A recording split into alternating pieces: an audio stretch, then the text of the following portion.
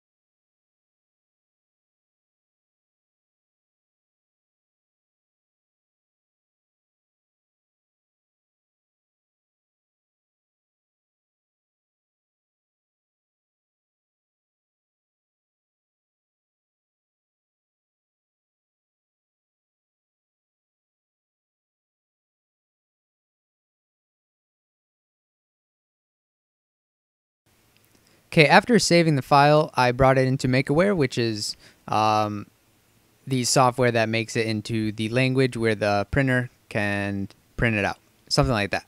So I brought it in there, checking that everything looked okay, the dimensions, everything was centered up, and I decided to print it straight up, so that long side with the hole is going to be pointing straight up. And I did this because I didn't know how it was going to print the hole for the actual handle. I thought it might have warped it because there was a little angle on the top of it. So I thought it might have just like enclosed and collapsed inside. So I rotated it up, and then I rotated it 45 degrees. That way you were able to see it as it 3D prints. So then what I did, I hit the make button, brought it over to the 3D printer, and I'm about to show you that now.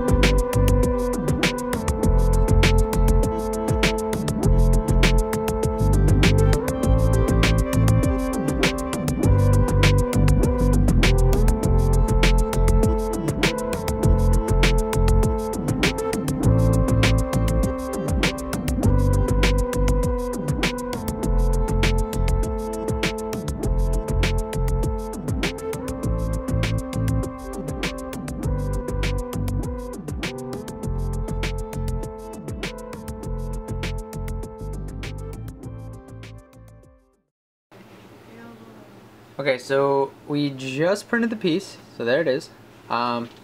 Let's pull her on out.